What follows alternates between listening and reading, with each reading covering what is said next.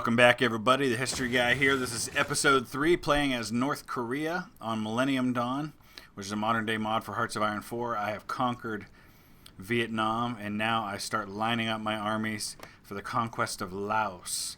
And we're just going to slowly work our way over and take all of these Southeast Asian nations, Laos, Cambodia, Thailand, Myanmar. In the meantime, I'm in the process of being able to create factions. As soon as this next national focus is complete, I can do that. And one thing I want to mention real quick before I get into this episode is there is, in fact, an add-on for the Millennium Dawn mod that's specific to playing North Korea that comes with a couple of things. Number one, it removes the U.S. guarantee on South Korea, which I don't necessarily like because I think that's unrealistic that would happen. But it makes the game a lot easier, obviously, to play as North Korea and being able to conquer South Korea. The other thing it does is it gives you custom national focuses instead of kind of the generic one, which is what I have right now. So if you ever find yourself wanting to play as North Korea, that's something that's worth looking into and adding on, as well as the Millennium Dawn mod. So we're going to go ahead and get started here. Starting to line up my army for this. And we'll go ahead and take a look, and we'll justify the war goal for conquering Laos. It's going to take the better part of a year to do that, but we should be in good shape and find it relatively easy to conquer them. I'm going to also simultaneously start justifying against Cambodia. It's going to take a whole year to do that, but at least that one will be ready to go after I overrun Laos, and I've got plenty of political power to do that with. I've got 1,100 right now, so should be in good shape there, and we'll start looking at what the situation is with production now that I've got a lot more factories. I've got some repairs that I've got to take care of. Okay, here's construction right here. So some repairs that need to be done in order to deal with the aftermath of the war. And I'll have to watch and see if there's any sabotage that's going on. I may have to occupy some territories to keep them from continually sabotaging things. One other thing I want to show, at the end of my last episode, there was a notification that seemed really bizarre at the time, and it said that the European Union had left the European Union. Well, it makes sense now, because looking at the map, you can see that Europe, or at least large parts of it, have formed a one government state. So you've got Spain, France, Germany, Poland, the Baltic states, Finland, Italy. Who else we got here? Austria, the Czech Republic, and Slovakia. Or no, not Slovakia. The Czech Republic, Romania, Bulgaria, all have formed this one government. So kind of an interesting thing, and definitely another player on the world stage. Let's look for just a second at who are considered the major countries of the world right now. Obviously, I'm not there yet, but Ethiopia is. We've got the Arabian Republic, which is right here, Saudi Arabia, China, Ethiopia, European Union, Japan, India, the People's Republic of India, which is apparently a communist government now. So communism for the win right now, folks. China, myself, India, we've got Russia, United Kingdom, United States. So that's what the situation is in the world right now. I'm very close to being able to form alliances. 10 more days. We'll see if anybody's willing to join a North Korean alliance. Okay, so here we go. International alliances should be complete right now. So we're going to go in and take a look at what else I can do in the foreign policy department. I guess we'll go down this other road here, and we'll recruit more diplomats. It doesn't really do me anything, but it opens up the possibilities of other things. Volunteer Corps is going to help. It's going to give me, and none of that really helps, I guess. Every neighbor country is going to have a change in popularity of communists if I go down this one. But honestly, it doesn't look like there's a whole lot that helps me here. Maybe this one would. It's going to give me a boost to stability, which my stability is not real great right now. But honestly, I guess the next thing to do is to decide fascism, nationalism, or monarchism, or just not go any further with that and stay communism. I don't know. I'm thinking about monarchism. But I'm not going to decide that quite yet. So I'm gonna work on army focus a little bit here for now while I think about what I want to do. But let's take a look and see if there's anything I can do. Ethiopia gains American military assistance. All right, so are there any countries, let's see, that would be interested in an alliance? I'm going to guess no, or else it would give me a notification of that. And most of the major countries are probably already in one. But I don't know, maybe somebody like the Republic of India. No, not interested. They're not in a faction, but they're not interested in joining mine. So, all right, so the world tension's got to be at 25% to get them to join. All right. Well, if somebody's able to join, I'll probably get a notification of that. Let's go ahead and continue working on land doctrine. All right. So one of the things I've been trying to study up on is the concept of combat width. Whenever you fight in combat, however huge your divisions are, that reduces the number of divisions you can have on the front lines of a battle. And I feel like I've made these huge infantry divisions that, in terms of width, are just unwieldy on the battlefield. I want to try and get them down to 20, which seems to be kind of the sweet spot from what I've read,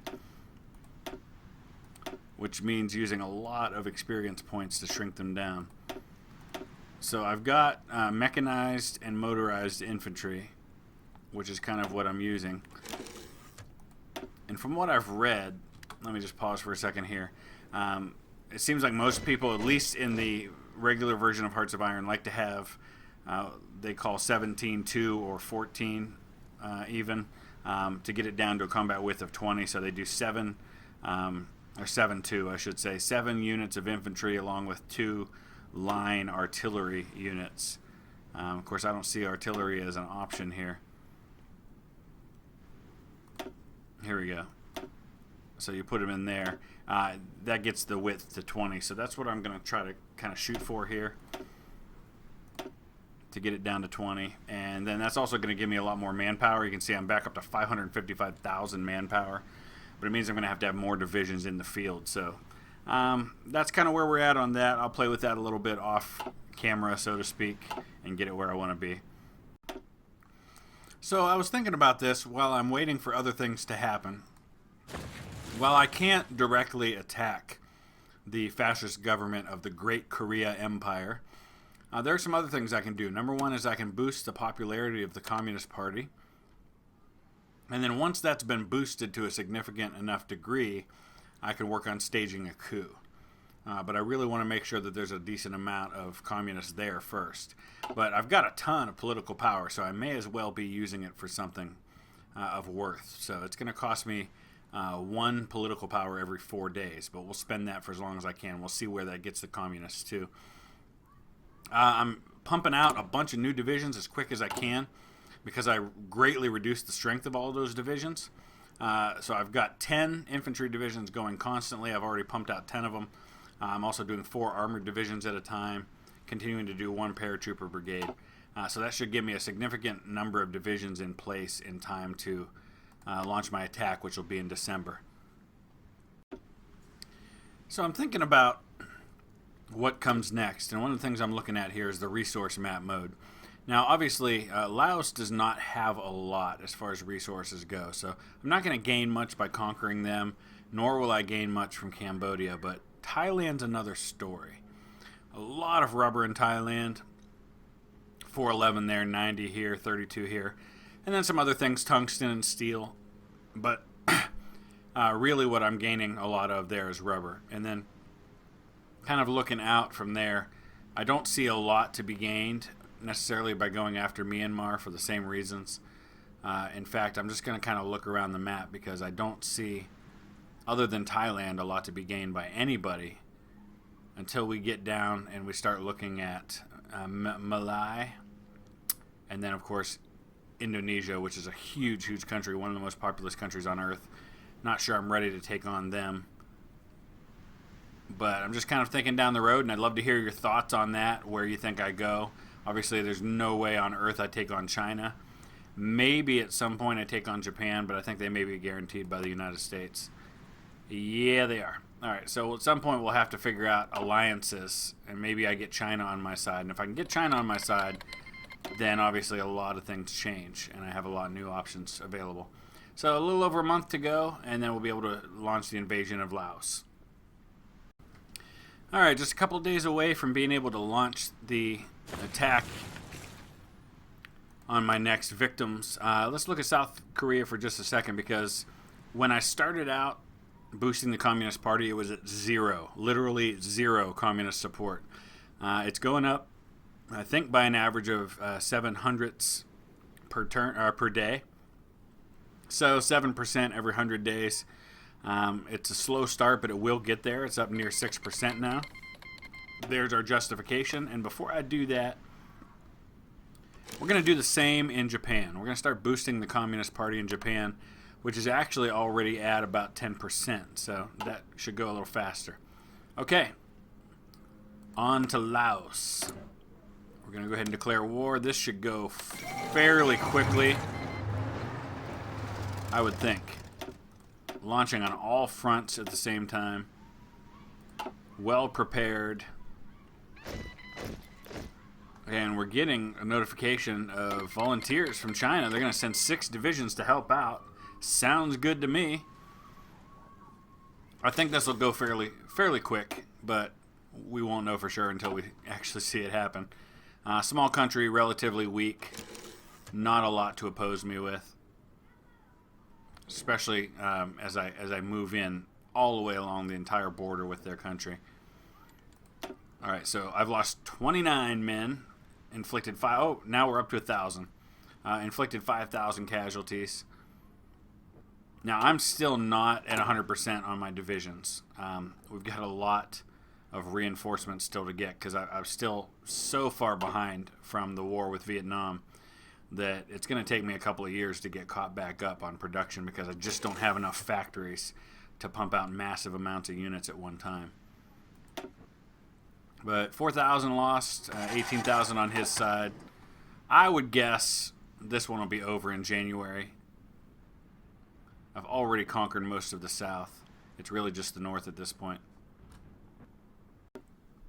All right, we're coming up on Christmas, and as we are about to complete this war, I'm going to start my justification against Thailand. That's going to be a big one for me. I could really use those resources. I can export a lot of them, really start to get myself into a decent place in terms of my economy. All right, I've lost 8,000 men, inflicted 37,000 casualties. Haven't hit the sweet spot as far as the victory points go yet, but there goes his capital. That should be a big one. Okay, that should do it pretty much. Merry Christmas to me.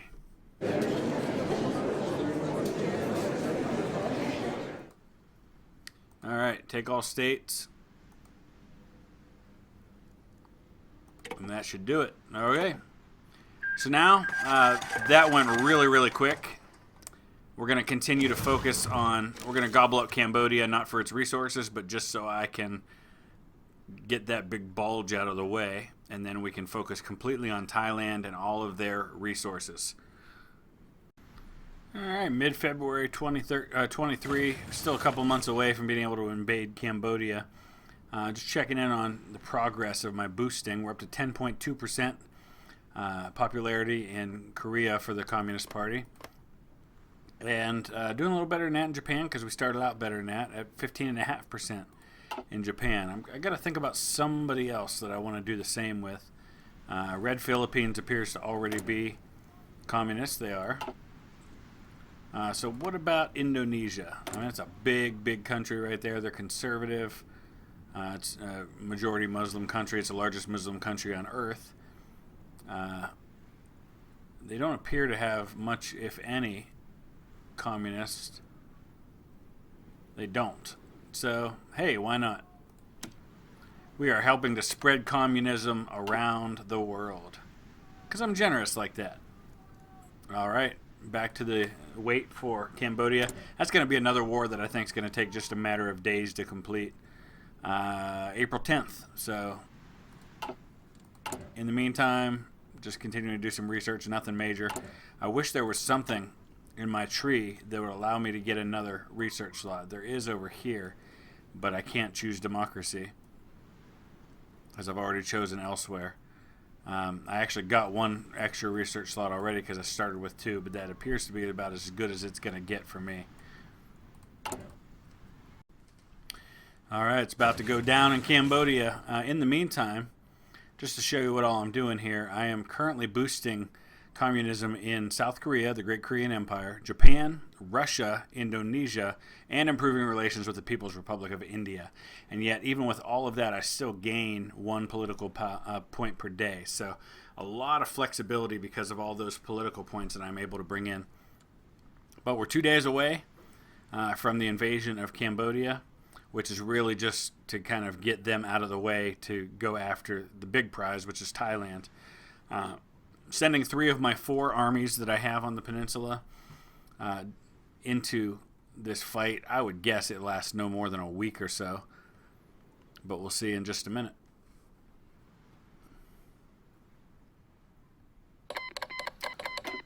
Okay.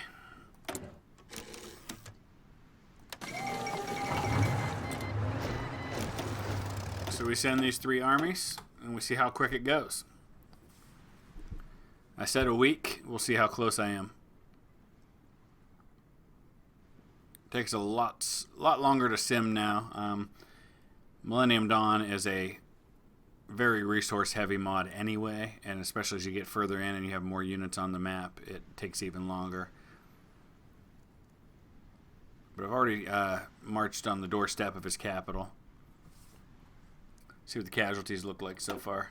183, 363, 7,000 for him. But he's got a 1/7 of the size of my army.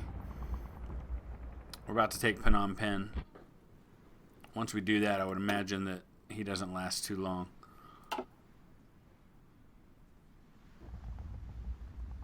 He's actually putting up a little bit of a fight in some of these regions, including at his capital.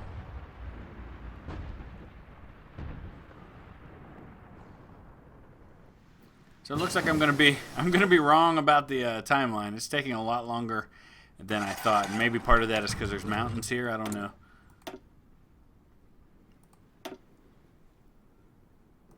I'm still really far behind on weapons for my military, my infantry. Alright, I've lost 1,000. He's lost 8,000. It's really just kind of slow going, especially trying to take his capital. Alright, let's see if this does it. It's been 2 weeks now. We've taken his capital. And it looks like 1 more victory point should do the trick. I've lost 8,000. He's lost 15,000. Starting to move a little quicker now. Maybe this territory right here will be enough to get it done. So let's go after those victory points.